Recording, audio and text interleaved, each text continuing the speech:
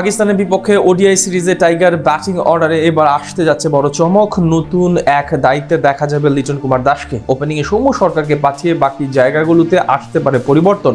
2027 বিশ্বকাপ সামনে রেখে নতুন পরিকল্পনা সাজাচ্ছেন কোচ ফিল সিমন্স। পাকিস্তানের বিপক্ষে ওডিআই সিরিজের ব্যাটিং অর্ডারে আসতে যাওয়া সেই পরিবর্তন এবং লিটনের নতুন দায়িত্ব নিয়ে বিস্তারিত জানবো রিপোর্ট।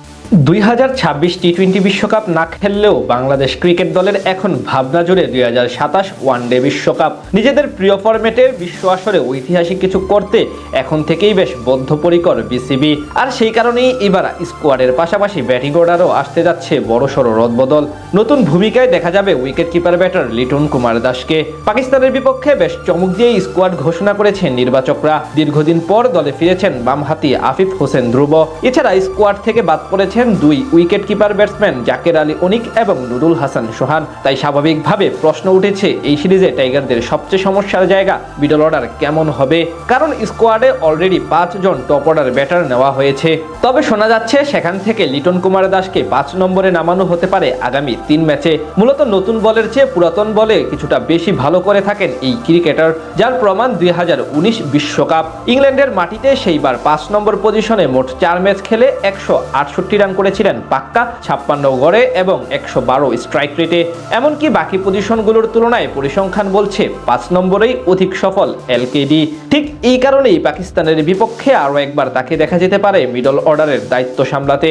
মূলত দীর্ঘদিন ধরে মিডল অর্ডারের সমস্যায় ভুগছে বাংলাদেশ ক্রিকেট দল, আর সেই সমস্যার সমাধানে এবার লিটনকে দায়িত্ব দেওয়া হচ্ছে।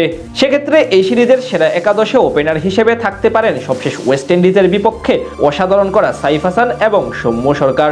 সম্প্রতি টাইগার দলের সেরা ব্যাটার হিসেবে পারফরমেন্স করছেন ডানহাতি সাইফ হাসান। এখন পর্যন্ত 6টি ওডিআই ম্যাচে 30 গড়ে 180 রান করেছেন এই ব্যাটার। এছাড়া সম্প্রতি বিসিএলও অসাধারণ ব্যাটিং করে ফাইনালে হয়েছেন ম্যাচ সেরা খেলোয়াড়। অন্যদিকে সর্বশেষ সিরিজে সর্বোচ্চ রানের মালিক ছিলেন সৌম্য সরকার। শেষ 3 ম্যাচে তার ইনিংসগুলো হলো যথাক্রমে 4, 45 এবং 91 রান। অন্যদিকে 3 নম্বরে দায়িত্ব সামলাবেন সাবেক অধিনায়ক নাজমুল হোসেন শান্ত। বর্তমানে একদিনের ফরম্যাটে বাংলাদেশের সেরা ক্রিকেটার বিবেচনা করা হয় তাকে। পাকিস্তান সিরিজে 3 নম্বরে বড় ভূমিকা রাখতে হবে শান্তকে। আর 4 নম্বর পজিশনে থাকতে পারেন তাওহিদ হৃদয়। ব্যাট হাতে তিনি অবশ্য আছেন দুর্দান্ত ছন্দে। বিসিএলে 1 ম্যাচে সেঞ্চুরি করার পাশাপাশি ফাইনালে খেলেন 90 রানের ইনিংস। সেখান থেকে পাকিস্তানের বিপক্ষে সিরিজে স্বাভাবিকভাবে তার উপর বাড়তি প্রত্যাশা থাকবে সকলের।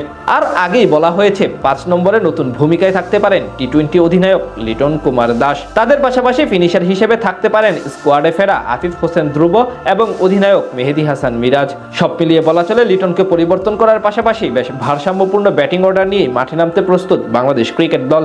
আগামী 11 তারিখ শুরু হবে দুই দলের ওডিআই সিরিজ, 13 ও 15 বাকি দুটি ওয়ানডে।